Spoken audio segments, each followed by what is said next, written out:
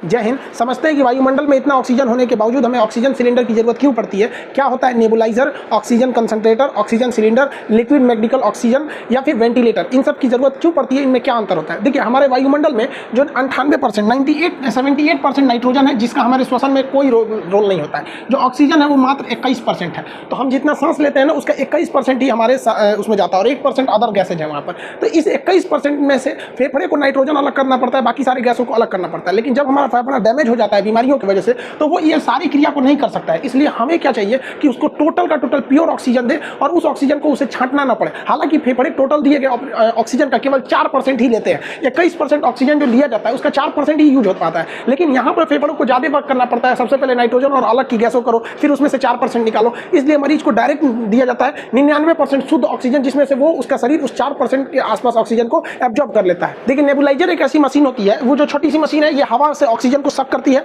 और इस सक किए हुए ऑक्सीजन को भेज देती है फेफड़े में। ये 85 से 95% शुद्ध ऑक्सीजन को ये खींच लेती है। ये छोटी सी मशीन होती है, नेबुलाइजर बोलते हैं। ये स्टीम बनाने की भी काम आती है। तो अक्सर इसका प्रयोग वैसे मरीजों को किया जाता है जिनकी दवाइयों को भाप बना के फेफड़े तक पहुंचाना होता है। अक्सर इसका प्रयोग अस्थमा के मरीज करते हैं, लेकिन इसका कोरोना में प्रयोग करना घातक है। कुछ लोग क्या कर रहे हैं कि भैया इसमें हम दवा नहीं डालेंगे। आप जब इसमें दवा डाल देते हैं तो ये नेबुलाइजर क्या करता है, उस दवा को स्टीम बना के और इसके भाप के साथ आपके फेफड़े में छोड़ देता है, तो जिसके साथ आपकी दवा भी बहुत अच्छे से फेफड़े तक चली जाती है। लेकिन दमा और अस्थमा में इसका प्रयोग करना उचित था, लेकिन इस तरह के अस्थमा के कोरोना के मरीज को इसका प्रयोग करना ठीक नहीं है, क्योंकि इसमें उतना ऑक्सीजन नहीं रहता है जितना कि कोरोना के पेशेंट को चाहिए रहता है। या 4 व्हीलर में तो आपको इस तरह की मशीन देखने को मिलती होगी। ये आपके टायर में नाइट्रोजन भर देती है।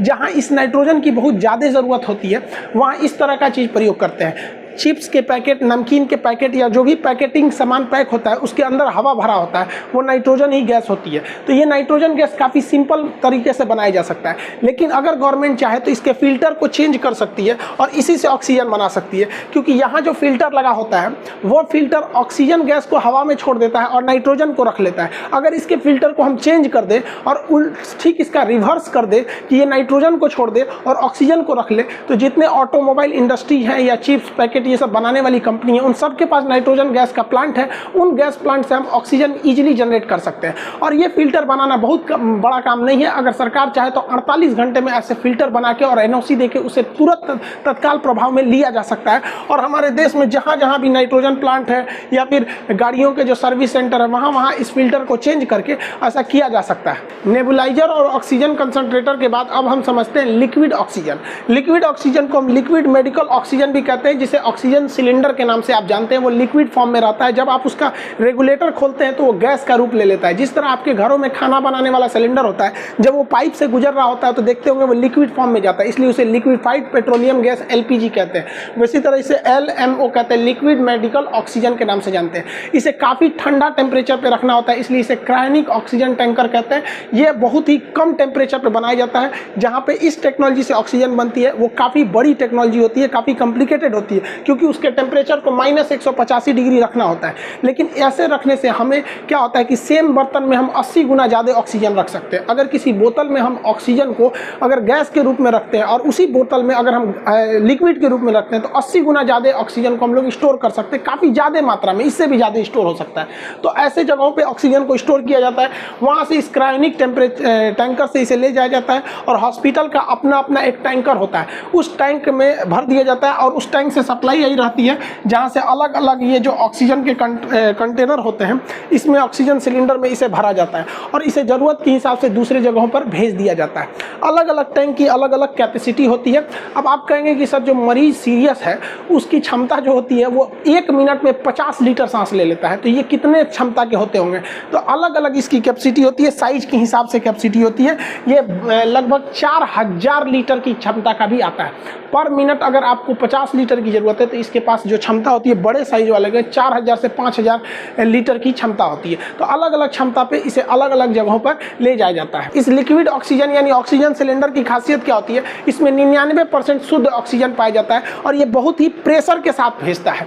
प्रेशर के साथ भेजने की वजह से इसमें ऑक्सीजन का मात्रा ज़्यादा रहता है। 40 से 50 लीटर ऑक्सीजन ये पर मिनट दे सकता है, जिस वजह से इसका प्रयोग हम सीरियस मरीजों के लिए करते हैं जो ICU में भर्ती होते हैं। लेकिन इनकी समस्या यही है कि इनसे आप 24 घंटे के सप्लाई नहीं ले सकते हैं। जैसे इनका टैंकर खाली होता है तो ये सप्लाई देना बंद कर देते हैं, इन्हें रिफिलिंग करना पड़ता है। लेकिन एक प्लस पॉइंट ये है कि इनको किसी भी तरह के पावर की ज़रूरत नहीं पड़ती है, इन्हें इलेक्ट्रिक सप्लाई या बैटरी सप्लाई की ज़रूरत नहीं पड़ती। अभी ज़्यादातर प्रयोग हॉस्पिटलों में इसी का प्रयोग हो रहा है, यही ट्रेडिशनली प्रयोग होता ही आया है। एम्बुलेंस वगैरह के अंदर भी यही रखा रहता है।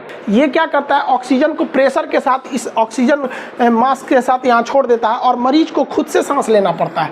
इसमें मरीज खुद सांस लेता है, लेकिन बहुत बार ऐसा होता है कि मरीज सांस नहीं ले पाता, उसके फेफड़े इतने डैमेज हो जाते हैं, इतना काम नहीं कर पाते। कभी जैसे कोरोना के मरीज हो गए या फिर एक्सीडेंट हो गया या कोई बड़ा ऑपरेशन हो गया जिसमें ब्रेन को मतलब एनेस्थीसिया देना पड़ता है, तो फेफड़े जब काम नहीं कर पाते हैं, खास करके अभी के वक्त में तो कोरोना चल रहा है, तो जब फेफड़े काम नहीं करते हैं तो उस स्थिति में हमें बाहर से ऑक्सीजन को ढकेलना पड़ता है। यहाँ क्या था कि ये ऑक्सीजन सिलेंडर यहाँ से ऑक्सीजन छोड़ता था और बस ये ऑक्सीजन के पाइप से यहाँ के ऑक्सीजन मुंह के पास निकल जाता था, इंसान अपने से सांस ले लेता था। लेकिन जब फेफड़े डैमेज हो जाते हैं तब उस कंडीशन में काम आता है हम लोग का वेंटिलेटर। इसे मैकेनिकल वेंटिलेटर कहते हैं। ये मशीन होती है, ये पल्स रेट और आपका ऑक्सीजन लेवल वगैरह ये सब चीज़ों को यहाँ दर्शाते रहती है। इसमें प्रेशर होता है, इसमें 2 वाल्व नली होती है इसके अंदर में। ये क्या करता है, प्रेशर से ऑक्सीजन को फेंकता है और फिर उसको वापस लेके आता है। मतलब फेफड़ों तक ये ऑक्सीजन, ये मुंह तक ऑक्सीजन नहीं छोड़ता है, ये फेफड़े तक पहुँचा देता है। तो इसके भूल में मत रहिएगा कि ये यहाँ मुँह तक होता है, इसे फेफड़े तक ढकेल के इस मशीन को अंदर ले जाना होता है वेंटिलेटर को। ये लास्ट पोजीशन होती है मरीज की जान बचाने की, डॉक्टर की। अब इसको पहनाना, ये वेंटिलेटर होता है, इसे लगाना अपने आप में बहुत चैलेंजिंग है, क्योंकि मरीज को तभी लगाया जाता है जब निश्चित अवस्था में होता है, उसके मुंह को खोलना होता है। तो ये लोहे की रॉड देख रहे हैं, स्टेनलेस स्टील की ये रॉड होती है, इसके बीच में एक छेद होता है इस रॉड के अंदर के। तो इसी में क्या करता है डॉक्टर, पहले इस रॉड से इस मरीज के मुंह में ऐसे डाल देता है। आप इस रॉड को देखेंगे तो ये यू शेप में होता है, ऐसे इसमें रॉड डालता है और उसके जबड़ा को उठाता है। जब इस जबड़ा को उठा देता है तो उसको ये नली दिखाई देती है। तो इस रॉड के पीछे एक छेद होता है, उसी छेद से ऑक्सीजन के पाइप को अंदर डालता है। आप अगर यहाँ देखेंगे तो ये रॉड जो है यहाँ से इस छेद के अंदर से इसको लेके गया है यहाँ पर और इसको फेफड़े तक पहुँचाया गया है। दोनों फेफड़े के बीच में इसे ड्रॉप किया जाता है।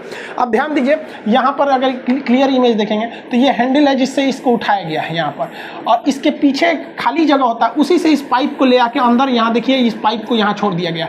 फिर बाद में इस लोहे वाले को बाहर निकाल लिया जाता है। वो केवल मैकेनिकल सपोर्ट देने के लिए था और उसका जबड़ा उठाने के लिए, वरना ये गला सट जाता है। कभी कभी ये मिलता नहीं है तो डॉक्टर को इसे यहाँ से उठाना भी पड़ता है, काफ़ी मुश्किल काम होता है। उसके बाद एक और चैलेंजिंग काम क्या होता है कि जो यहाँ पर हम लोग ऑक्सीजन का ये पाइप ले गए हैं, इस पाइप के मुंह को हम लोग कफ कहते हैं, ये बीचों बीच रहना चाहिए। ये ट्रैकिया होता है, इसको बायोलॉजी के क्लास में आपको रेस्पिरेशन तक तो पढ़ाई दिए थे। ये ट्रैकिया है, यहाँ से 2 बार हो जाते हैं ब्रोंकाई और फिर आगे जाके ब्रोंकियोलेस होता है, फिर एल्वियली होता है। तो इस कफ को ना यहाँ पर ले आके रखना होता है ताकि ऑक्सीजन दोनों फेफड़े में बराबर जाए।